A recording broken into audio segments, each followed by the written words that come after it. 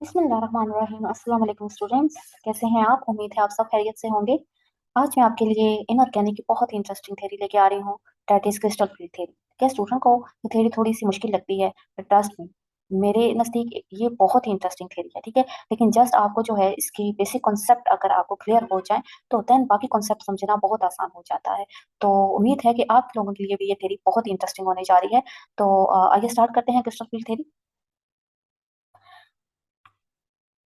Okay, crystal field theory start करने से पहले हम ये देखते हैं कि क्रिस्टल फील्ड थ्योरी से पहले हमने क्या पढ़ा था, वीबीटी, ठीक है।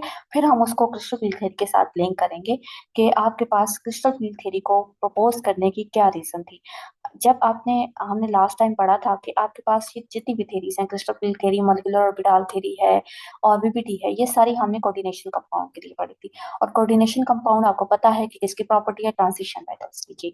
ट्रांजिशन मेटल की यूनिक प्रॉपर्टी है कि वो क्या बनाते हैं, कॉम्प्लेक्सेस बनाते हैं, ठीक है। और कॉम्प्लेक्सेस होते क्या हैं? कॉम्प्लेक्सेस होते हैं आपके पास जब सेंट्रल मेटल एटम आयन जो होती है उसको डिफरेंट लिगेंड्स क्या करते हैं, सराउंड कर देते हैं और आपके पास बनाते हैं एक कॉम्प्लेक्स, ठीक है। अब वैलेंस बॉन्ड थ्योरी ने आपको क्या बताया था? वैलेंस बॉन्ड थ्योरी ने इस कॉम्प्लेक्सेस के बारे में ये बताया था कि आपके पास जो लिगेंड लिगेंड है और जो मेटल है, वो आपके पास वो बॉन्ड जो है वो आपके पास होता है कोवलेंट बॉन्ड। और कोवलेंट बॉन्ड की जो प्रॉपर्टी है वो है हाइब्रिडाइजेशन, ठीक है। वीबीटी हाइब्रिडाइजेशन के थ्रू कोवलेंट बॉन्ड को एक्सप्लेन करती है। तो यहाँ पे भी वो आपको कोवलेंट हाइब्रिड ऑर्बिटल का कॉन्सेप्ट देती है, आपको इलेक्ट्रॉन पेयर का उसने कॉन्सेप्ट दिया, आपको लेविस स्ट्रक्चर का कॉन्सेप्ट दिया। तो यही था कि आपके पास जो इलेक्ट्रॉन पेयर है वो लिगेंड के, वो डोनेट होते हैं मेटल के एम्प्टी हाइब्रिड ऑर्बिटल को, ठीक है।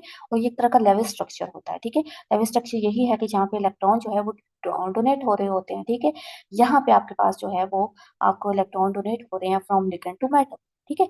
अब यहाँ पे आप देखें कि यहाँ पे मेटल के एम्प्टी ऑर्बिटल्स हैं, ठीक है। और लिगेंड के आपके पास जो है वो एक लॉन पेयर प्रेजेंट है, ठीक है। लिगेंड के ऑर्बिटल, एक ऑर्बिटल के अंदर ये लॉन पेयर आपके पास मेटल के एम्प्टी ऑर्बिटल में डोनेट हो जाएगा और आपके पास एक सिग्मा बॉन्ड की फॉर्मेशन हो जाएगी, ठीक है। तो ये आपके पास कॉन्सेप्ट दिया था बीबीटी ने। अब हम देखते हैं कि बीबीटी के ये कॉन्सेप्ट था, लेकिन बीबीटी के कुछ प्रॉब्लम्स थी। ये माइंड में रखें कि आपके पास मेटल लिगेंड बॉन्ड जो है वो कोवेलेंट है, तो फिर वो सारी जो है वो प्रॉब्लम्स क्रिएट हो रही थी, ठीक है। और बहुत सारी प्रॉपर्टीज ऐसी थी जो कि एक्सप्लेन नहीं की जा रही थी। तो इसके लिए फिर जो है वो एक नया कॉन्सेप्ट पेश किया गया, that that is in the form of crystal field theory, ठीक है। आ जाते हैं क्रिस्टल फील्ड थ्योरी। आपके पास अब क्या कहती है, ठीक है। बीबीटी ने तो आपको ये कहा था कि कोवेलेंट बॉन्ड बनाता है, हाइब्रिडाइज्ड ऑर्बिटल होते हैं, इलेक्ट्रॉन पेयर जो है वो आपके पास लिगेंड से मेटल को डोनेट होते हैं। लेकिन क्रिस्टल फील्ड थ्योरी को फिर क्यों लाना पड़ा हमें दरमियान में? क्रिस्टल फील्ड थ्योरी ने आगे हमें क्या फायदा दिया? क्रिस्टल फील्ड थ्योरी ने आके कहा कि नहीं जी, ऐसा बात नहीं है, कोवेलेंट बॉन्ड नहीं होता, actually it is ionic bond, ठीक है। अब आयनिक बॉन्ड तो आपको पता है कि इलेक्ट्रोस्टैटिक अट्रैक्शन होती है बिटवीन दी एक एनाइन और एक कैटाइन के दरमियान में, तो जी क्रिस्टल फील्ड थ्योरी ने कहा कि ऐसा ही होता है, आपके पास ये आयनिक बॉन्ड होता है, ठीक है। और आपके पास जो मेटल होती है या जो आपके पास लिगेंड होते हैं वो आपके पास पॉइंट चार्जेस होते हैं, ठीक है। एक पॉजिटिव पॉइंट चार्ज होगा और एक नेगेटिव पॉइंट चार्ज होगा, ठीक है। अब आपके पास जो लिगेंड है वो आप क्या करेंगे कि मेटल को क्या कर लेंगे, सराउंड कर लेंगे। और वो होते क्या है, वो नेगेटिवली पॉइंट चार्ज है, ठीक है। अब मेटल पॉजिटिवली चार्ज है, वो नेगेटिवली चार्ज है, वो उसको सराउंड कर देंगे, इलेक्ट्रोस्टैटिक इंटरेक्शन होगी उनके दरमियान में। और वो सराउंड किस तरह से करेंगे? वो सराउंड इस तरह से करेंगे कि क्योंकि आप आपके पास जो लिगेंड है वो नेगेटिवली चार्ज है, मेटल ऑल तो पॉजिटिवली चार्ज भी हो, लेकिन उसके पास भी तो इलेक्ट्रॉन प्रेजेंट है ना। तो लिगेंड के इलेक्ट्रॉन और मेटल के इलेक्ट्रॉन का रिपल्शन तो हो सकती है। तो उन्होंने अपने आप को सराउंड इस सूरत में करना है कि वो रिपल्शन जो होती है वो कम से कम हो। उसको मिनिमाइज तो नहीं, वो खत्म तो नहीं हो सकती, लेकिन उसको मिनिमाइज करने के लिए उसकी ओरिएंटेशन लिगेंड की ऐसी हो, उसके सराउंड वो इस फॉर्म में करेंगे कि उसके जो है वो आपके पास रिपल्शन कम हो। तो ये आपको जो है वो क्रिस्टल फील्ड थ्योरी कह रही है। अब क्रिस्टल फील्ड थ्योरी जो है वो उनके सबसे पहले उसने बॉन्डिंग बताई थी आयनिक क्रिस्टल के अंदर, ठीक है, जो कि वाइट की आयन से मिलकर बने होते हैं, ठीक है। तो इसलिए उसको कहा गया था कि क्रिस्टल फील्ड थ्योरी, ठीक है। तो नाम इसका क्यों रखा गया था, इससे वैलेंस बॉन्ड थ्योरी को क्यों नाम दिया गया था, ये भी हमने देखा था। अब हम देख रहे हैं क्रिस्टल फील्ड थ्योरी का नाम क्यों। अगर आपसे कोई पूछ ले कि क्रिस्टल फील्ड थ्योरी को क्रिस्टल फील्ड थ्योरी क्यों कहते हैं, तो आपको आना चाहिए, ठीक है। आगे आगे देखते हैं कि आगे क्या है। अब देखिए कि आपके पास क्रिस्टल फील्ड थ्योरी को अगर हम ये समझ लेते हैं ना कि आपके पास मेटल लिगेंड का आयनिक बॉन्ड है, तो फिर आपके पास जो है ना, आप मेटल कॉम्प्लेक्सेस की जो कलर की प्रॉपर्टी है, जो मैग्नेटिज्म की प्रॉपर्टी है, स्ट्रक्चर है, स्टेबिलिटी है, रिएक्टिविटी है, इन सारे फिनोमेना को आप समझ सकते हैं। ठीक है, इन सारे फिनोमेना की आप जस्टिफिकेशन आ सकती है अगर आप ये समझ लें कि मैटर और लिगेंड की आयनिक बॉन्ड का बॉन्ड जो है वो आयनिक है। ठीक है, तो वो बहुत सारे प्रॉब्लम्स को जो है वो रिजॉल्व कर देता है। अब क्रिस्टल फील्ड थ्योरी जो है, अब उसका थोड़ा सा हम मजीद उसकी डिटेल में जाते हैं कि वो ये कह रही थी कि आपने कि मेटल जो है वो, जब आपके पास मेटल अकेले होती है, ठीक है, उसके पास लिगेंड नहीं होते, जब उसने लिगेंड के साथ उसने बॉन्ड नहीं बनाया होता, तो जो उसके डी ऑर्बिटल्स होते हैं मेटल, क्योंकि ये ट्रांजिशन मेटल होती है ना, ट्रांजिशन मेटल कौन सी होती हैं, जिनका आउटर मोस्ट शेल कौन सा होता है, डी ऑर्बिटल होते हैं। ठीक है, अब डी ऑर्बिटल आपको पता है कितने होते हैं, डी ऑर्बिटल में सब ऑर्बिटल कितने होते हैं, 5 होते हैं। ठीक है, और वो ये जब मेटल अकेली होती है जिसके पास लिगेंड नहीं होता, तो वो 5 के 5 डी ऑर्बिटल होते हैं डीजेनरेट। ठीक है, मतलब कि वो उन सब की एनर्जी एक ही होती है, सेम एनर्जी लेवल पे प्रेजेंट होते हैं। अब आता है जब आपके पास लिगेंड करी, अब जब स्टार्ट बॉन्डिंग स्टार्ट होती है मेटल और लिगेंड की, तो अब आपके पास क्या होता है, हमने कहा लिगेंड तो नेगेटिव चार्ज है, मेटल पॉजिटिवली चार्ज है, तो अट्रैक्शन होगी और लिगेंड करीब आएंगे। जब इलेक्ट्रॉन जब लिगेंड करीब आएंगे तो अब क्या होता है, अब डी ऑर्बिटल क्या होते हैं, वो सेपरेट हो जाते हैं। ये जो डी ऑर्बिटल की सेपरेटिंग है ना, ये है स्पेशल फीचर क्रिस्टोफर थ्योरी का। ठीक है, जो उसने पहली दफा कॉन्सेप्ट दिया कि आपके पास डी ऑर्बिटल की एनर्जी सेम नहीं रहती, वो क्या होते हैं, वो सेपरेट हो जाते हैं, डी ऑर्बिटल सेपरेटिंग। ठीक है, तो वो कहते हैं कि वो स्प्लिटिंग जब होगी तो सारा को डिफरेंट एनर्जी पे जाएंगे। अब तो वो डीजेनरेट नहीं रहे, अब वो नॉन डीजेनरेट हो गए, मतलब उनकी एनर्जी डिफरेंस होगी। ठीक है, तो अब लेकिन वो हुआ क्यों, क्यों क्यों टूटे वो, क्यों स्प्लिट हुए, स्प्लिट वो इसलिए हुए, आपके पास उन्होंने दो दो हिंट्स दिए हैं, उन दोनों हिंट को हम आके डिटेल में पढ़ते हैं। उसमें पहली बात तो ये है कि आपके पास जो डी ऑर्बिटल है ना, उनकी सिमेट्री हर पांचों की सिमेट्री डिफरेंट है। ठीक है, वो डिफरेंट सिमेट्री के हैं। और हमने जैसे बात की थी कि लेकिन जो है वो आके ओरिएंट जो है वो सराउंड कर रहे हैं, तो अब लिगेंड जो है वो डिफरेंट डी ऑर्बिटल के डिफरेंट सिमेट्री, ठीक है, वो स्पेस में डिफरेंट जगह पे प्रेजेंट है। अब दूसरी चीज जो है, इसको हम इस बात को अपने याद रखना है, आगे हम अगले ये आगे जो है वो इसको बड़ी डिटेल में पढ़ते हैं कि डिफरेंट सिमेट्री कैसे है डी ऑर्बिटल की। ठीक है, और उसकी वजह से वो क्यों टूट जाते हैं, तो ये क्वेश्चन है, एक हिंट दे दिया है कि आपके पास different symmetry of d orbital है, इस वजह से वो टूटते हैं, लेकिन कैसे, ये क्वेश्चन माइंड में रखना है। ठीक है, नेक्स्ट आपके पास इंडक्टिव इफेक्ट। इंडक्टिव इफेक्ट क्या होता है, अब देखिए इंडक्टिव इफेक्ट आपके पास क्या है कि आपके पास जो लिगेंड है ना, वो कोई ना कोई, अब सारा वो नेगेटिवली चार्ज है। ठीक है, वो नेगेटिवली चार्ज है, या फिर अगर वो न्यूट्रल भी है तो भी उनके पास इलेक्ट्रॉन पेयर तो प्रेजेंट है ना, तो अब उनका जो इलेक्ट्रॉन है वो कोई ना कोई इफेक्ट तो डालेगा। ठीक है, वो कोई ना कोई इफेक्ट तो डालेगा, चार्ज पार्टिकल है, चार्ज पार्टिकल जब किसी के पास हिट करके किसी क्लोज जा रहे हैं तो कुछ ना कुछ तो वो उनका इफेक्ट होता है। ठीक है, तो उसको कहते हैं आपके इंडक्टिव इफेक्ट होता है, और वो किस पे करेगा, वो मेटल की इलेक्ट्रॉन पे करेगा, जो मेटल के पास इलेक्ट्रॉन, ये वाले इलेक्ट्रॉन जाएंगे तो कोई ना कोई इफेक्ट तो होगा। ठीक है, तो उस इफेक्ट की वजह से भी, लेकिन क्लोज जाने की वजह से और डी ऑर्बिटल की डिफरेंट सिमेट्री की वजह से आपके पास क्या होता है कि डी डी ऑर्बिटल की स्प्लिटिंग हो जाती है। ठीक है, नेक्स्ट आ जाए, अब स्प्लिटिंग होती क्यों है, थोड़ा सा इसको मजीद डिटेल में जाते हैं, यही चीजें देखते हैं कि हमने कहा था कि जब वो आपके पास लिगेंड नहीं आया है तो मेटल क्या है, 5 4 डीजेनरेट ऑर्बिटल है। ठीक है, लेकिन जब हमने कहा, ये देखिए, अब वो ये एक और बात करता है कि अगर तो ये 5 अगर तो ये जो लिगेंड है आपके पास, ये अगर अप्रोच इस तरह से कर रहे हैं कि वो सिमेट्रिकली अप्रोच कर रहे हैं, कि आपके पास सराउंड इसको ऐसे कर रहे हैं कि स्फेरिकली ना, बिल्कुल इक्वल, यहाँ हर तरफ से इक्वल फोर्स लगा रहे हैं, किसको, मेटल को इक्वल फोर्स लगा रहे हैं और स्फेरिकली इस तरह से, तो फिर तो वो आपके पास जो 5 डीजेनरेट ऑर्बिटल है वो 5 डीजेनरेट ही देंगे, ऐसा नहीं होगा कि वो टूटेंगे, अगर तो हम ये अज्यूम करें। ठीक है, लेकिन एक्चुअल में ऐसी बात नहीं है कि आपके पास जो लिगेंड है वो ऐसे सिमेट्रिकली हर तरफ से, हर डायरेक्शन से जो है वो इक्वली फोर्स कर रहे हो मेटल के, मेटल की जो इलेक्ट्रॉन्स को। ठीक है, इलेक्ट्रॉनिक क्लाउड को, एक्चुअल में आपके पास जो जब भी मेटल और लिगेंड करीब आते हैं ना, तो दो तरह की फोर्सेस होती हैं। पहले आप ये चीज अगर क्लियर कर लेना तो आपको समझने में बहुत आसानी हो जाएगी, बहुत बेसिक कॉन्सेप्ट है आपके पास। जब आपके पास दो तरह की फोर्सेस पाई जाएंगी मेटल और लिगेंड के दरमियान। ठीक है, अब जो मेटल और लिगेंड करीब आएंगे तो दो तरह की फोर्सेस हो सकती हैं, एक तो ये होगा कि आपके पास अट्रैक्शन फोर्सेस होती हैं। क्यों, अब क्रिस्टल फील्ड थ्योरी ने कहा कि मेटल के ऊपर कौन सा चार्ज है, पॉजिटिव, और लिगेंड के ऊपर कौन सा चार्ज है, नेगेटिव, नेगेटिव पॉइंट है, नेगेटिवली चार्ज पॉइंट है। तो अब क्या होगा कि पॉजिटिव पॉइंट चार्ज और नेगेटिवली पॉइंट चार्ज जब आएंगे तो अट्रैक्शन की फोर्सेस होंगे तो वो करीब आ जाएंगे। और जब भी आपके पास पॉजिटिव और नेगेटिव चार्ज करीब आते हैं तो आपके पास एनर्जी क्या होती है, डाउन जाती है। ठीक है, जब भी अट्रैक्शन की फोर्सेस होती है ना तो एनर्जी क्या होती है, डाउन जाती है। ठीक है। क्यों? क्योंकि सिस्टम हो रहा होता है स्टेबलाइज। रिडक्शन के केस में सिस्टम स्टेबलाइज हो रहा होता है। जब स्टेबलाइज हो रहा होता है तब लोअर एनर्जी पे जा रहा होता है, ठीक है। अब जब मेटल और लिगेंड करीब आ चुके, तो अब क्या होगा कि मेटल के इलेक्ट्रॉन और लिगेंड के इलेक्ट्रॉन दोनों क्लोज आते हैं। अब दोनों के ऊपर क्या चार्ज है? दोनों के ऊपर नेगेटिव चार्ज है और क्रिएट होगी रिपल्शन। अब रिपल्शन जो है वो आपके पास क्या होगी? मेटल एटम और नॉन पेयर ऑफ लिगेंड के दरमियान में। अब जब रिपल्शन होती है तो सिस्टम हो जाता है डिस्टर्ब, और जब सिस्टम डिस्टर्ब होता है तो एनर्जी हो जाती है राइस, ठीक है। तो जब भी अट्रैक्शन होगी, जब भी मैं नाम लूंगी कि अट्रैक्शन हुई है तो एनर्जी डाउन, जब नाम लूंगी रिपल्शन हुई है तो एनर्जी हाई, ठीक है। तो अब यहाँ पे आप देखें कि आपके पास जो लिगेंड है वो स्फेरिकली सिमेट्रिकली जो है वो नहीं अप्रोच करते मेटल को, बल्कि वो करते हैं, फॉर एग्जांपल एक केस में वो करते हैं एक्सेस के, ठीक है, एक्स वाई और जेड के एक्सेस के लॉन्ग, ठीक है। अब आपके पास मैंने कहा था डी ऑर्बिटल जो है वो आपके पास उनकी सिमेट्री डिफरेंट है। सिमेट्री डिफरेंट होने का क्या मतलब है? कुछ ऑर्बिटल जो है वो ओरिएंटेशन उनकी जो है, उनकी शेप ऐसी है कि वो एक्सिस पे प्रेजेंट है। वो कहाँ पे प्रेजेंट है? वो एक्सिस पे प्रेजेंट है, ठीक है। अब जो लिगेंड, आप जो ऑर्बिटल एक्सिस पे प्रेजेंट है और लिगेंड भी एक्सेस से आ रहे हैं, तो क्या होगा? दोनों क्लोज आ जाएंगे। दोनों ऑर्बिटल को, ऑर्बिटल डायरेक्टली फेस करेंगे लिगेंड को, ठीक है। तो जब डायरेक्टली फेस करेंगे तो आपके लिगेंड के इलेक्ट्रॉन को भी फेस करेंगे और रिपल्शन को भी फेस करेंगे। और जब रिपल्शन होती है तो सिस्टम कहाँ जाता है? हाई एनर्जी पे। तो दैट्स मीन कि वो ऑर्बिटल चले जाएंगे हाई एनर्जी पे। कहाँ चले जाएंगे? हाई एनर्जी पे। अब जो बाकी ऑर्बिटल रह गए हैं, दैट्स मीन वो एक्सिस पे नहीं है। वो एक्सिस पे नहीं है तो वो लिगेंड को डायरेक्टली फेस नहीं कर पा रहे, नहीं कर रहे, ठीक है। जब वो फेस नहीं कर रहे तो रिपल्शन भी नहीं है, और जब रिपल्शन भी नहीं है तो वो कहाँ पे होंगे? लो एनर्जी पे, ठीक है। तो अब इस केस में आपके पास जब एक हाई एनर्जी पे चले गए हैं और कुछ लो एनर्जी पे चले गए हैं, तो दैट्स मीन आपके पास डीजेनरेसी, जो उनका जो सेम एनर्जी वाला कॉन्सेप्ट था वो तो हो गया लॉस्ट।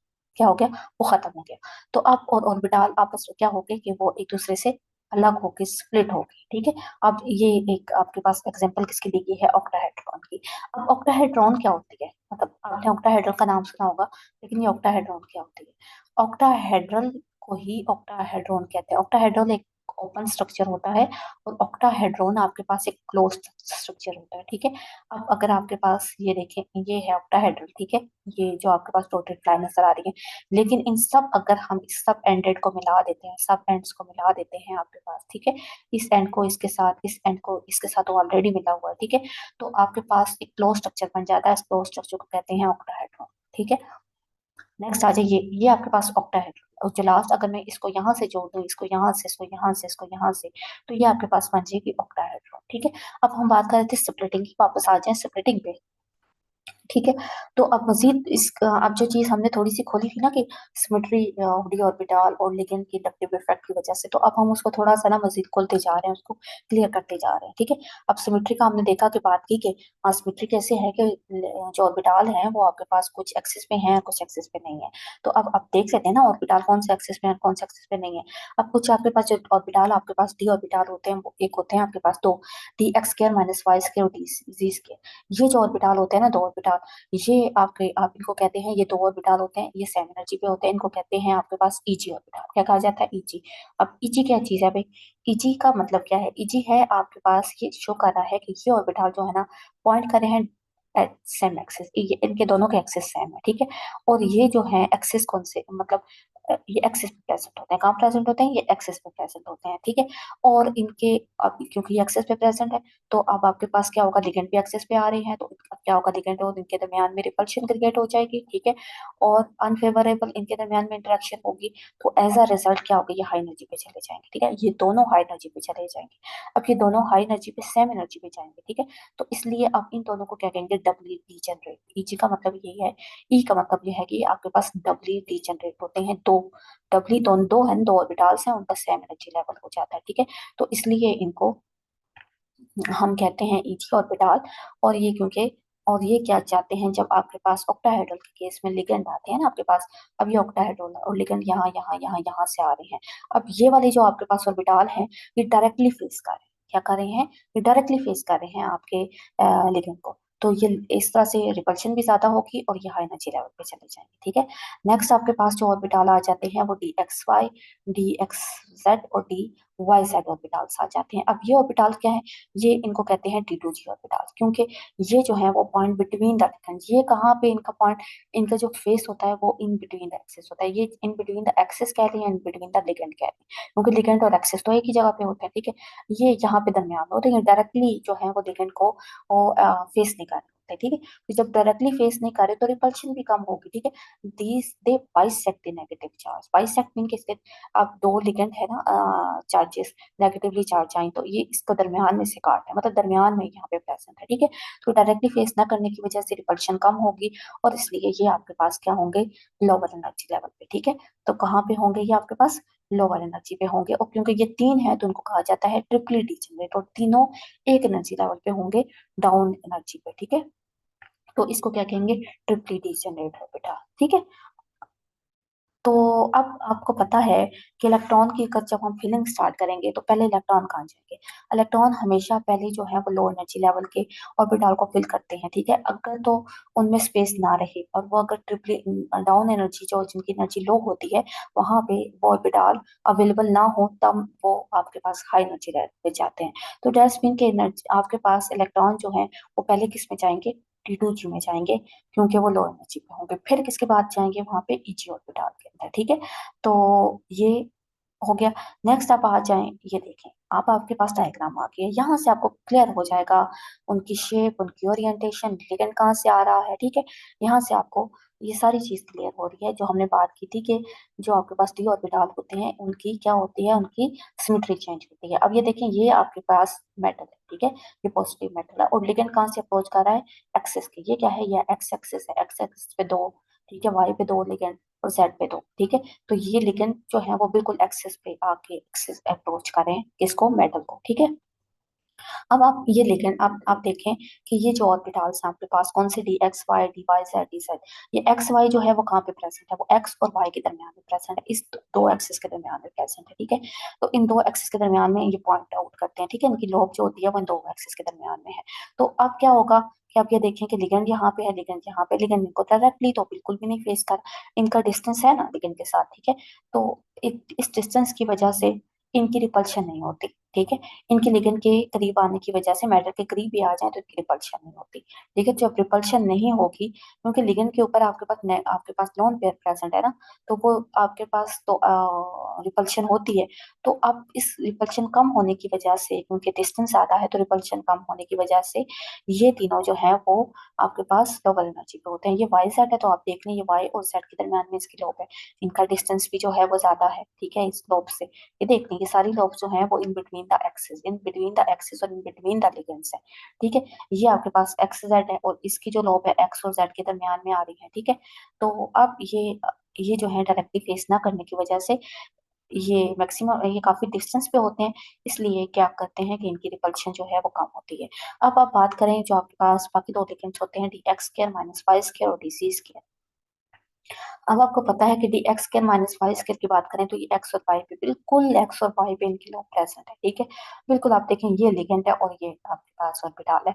तो इनकी रिपल्शन क्या होती है, इनकी रिपल्शन बहुत ज्यादा होती है इनकी, क्योंकि यहाँ पे इनका डिस्टेंस बहुत कम है, तो रिपल्शन भी बहुत ज्यादा होगी, इसलिए आपको देखेंगे ये हाई एनर्जी लेवल पे पाए जाते हैं।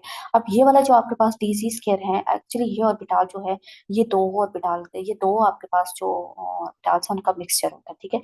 उनको हम एक ही कंसीडर करते हैं, जैसे d x square minus Y square है ना, वो y square minus z square और z square minus x square, ठीक है। इस तरह से, जैसे ये तीन है ना, यहाँ पे भी ये तीन थे, इन दोनों का जो है वो इनको इनकी शेप इस तरह से होती है कि बहुत बहुत क्लोज होते हैं, ठीक है, क्लोजली शेप इस, तो इनको एक ही कंसीडर किया जाता है। तो अब ये भी देखें, ये जेड स्क्र, हम इसको नाम दे देते हैं, क्या नाम दे देते हैं, जेड स्क्र, क्योंकि दोनों में जेड जो है वो कॉमन होता है।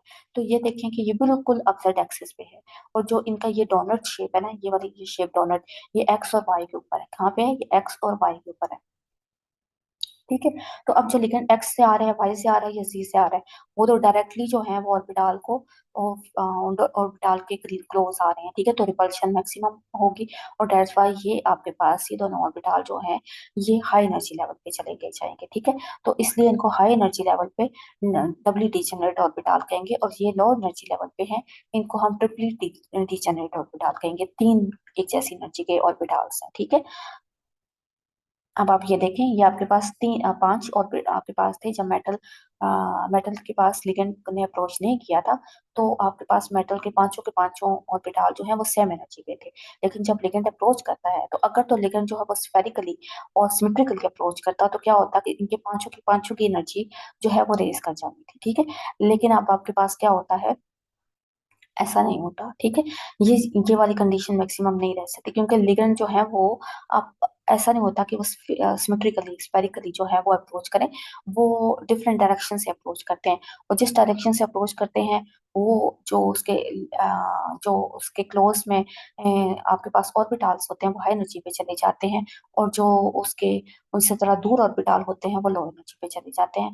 आपके पास ऑक्टाहेड्रल के केस में आपके पास जो D X square minus D X Y Y Z Z X है, वो जो है वो आपके पास इन बिटवीन द एक्सिस होने की वजह से लिगेंड को डायरेक्टली फेस न करने की वजह से लो एनर्जी पे चले गए हैं, और दूसरे जो है वो हाई एनर्जी पे चले गए हैं। तो ये क्या हुआ, ये आपके पास स्प्लिट हो गया, ठीक है। ये क्या हुआ, आपके पास स्प्लिट हो गए। तो इस तरह की स्प्लिटिंग को जो है कहा जाता है आपके पास क्रिस्टल फील्ड स्प्लिटिंग। क्या कहा जाता है, क्रिस्टल फील्ड स्प्लिटिंग। अब फील्ड स्प्लिटिंग किसकी वजह से, फील्ड किसकी है, लिगेंड की फील्ड है, ठीक है। लिगेंड की फील्ड की वजह से आपके पास जो 5 डीजेनरेट ऑर्बिटल थे वो स्प्लिट हो गए। तो ये अगर आपको बात समझ आ गई है, तो आप समझे कि ये एक इंपॉर्टेंट माइलस्टोन है क्रिस्टल फील्ड थ्योरी का।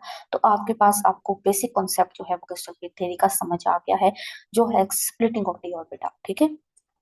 तो अब आप अगर ये स्प्लिट हो जाते हैं, तो ये आपके पास डिफरेंट एनर्जी, कुछ लो पे कुछ हाई पे। अब इन दोनों एनर्जियों का जो डिफरेंस होता है, उसको हम जो है वो डेल्टा से शो करते हैं, ठीक है। और डेल्टा के साथ लगा हुआ है ओ, ठीक है। सब्सक्रिप्ट में हमने ओ लगाया हुआ है, ये ओ शो कर रहा है फॉर ऑक्टाहेड्रल। ये डेल्टा केस है फॉर द ऑक्टाहेड्रल। ये जो डिफरेंस है ये हमेशा एक जैसा नहीं रहता, ये ऑक्टाहेड्रल के लिए तो एक है, लेकिन टेट्राहेड्रल के केस में डिफरेंट होगा, स्क्वायर प्लेनर के केस में डिफरेंट होगा, ठीक है। तो इसलिए यहाँ पे इसको स्पेसिफाई करने के लिए यहाँ पे ओ लगाया गया है, जो कि शो कर रहा है ऑक्टाहेड्रल के लिए, ठीक है। तो अब यहाँ पे ये आपके पास क्लियर हो गया कि ऑक्टाहेड्रल के केस में आपके पास जो है वो क्रिस्टल फील्ड स्प्लिटिंग किस तरह से होती है, ठीक है।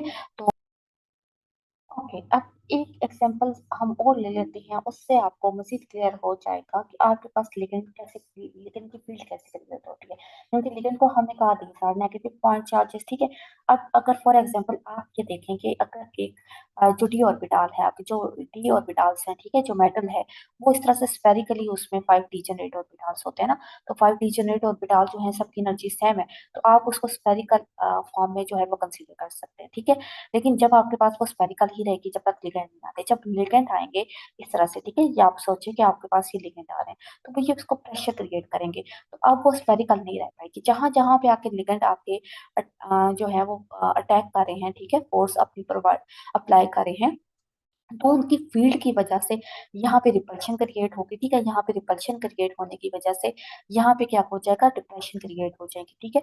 तो यहाँ पे आपके पास एनर्जी क्या हो जाएगी, रेस कर जाएगी। लेकिन अब आप ये वाले पॉइंट देखें, तो यहाँ पे आपके पास क्या है, क्योंकि अगर तो ये जो अगर आप जो फोर्स अप्लाई हो रही है, जो लिगेंड की फोर्स है, वो हर तरफ से, यहाँ से भी आ रही होती, यहाँ से भी आ रही होती, सिमेट्रिकली आ रही होती, तो फिर क्या होता, मैक्सिमम ये हो सकता था कि ये स्पेरिकल जो आपके पास साइज है थोड़ा छोटा हो जाता, लेकिन स्फेरिकल ही रहता।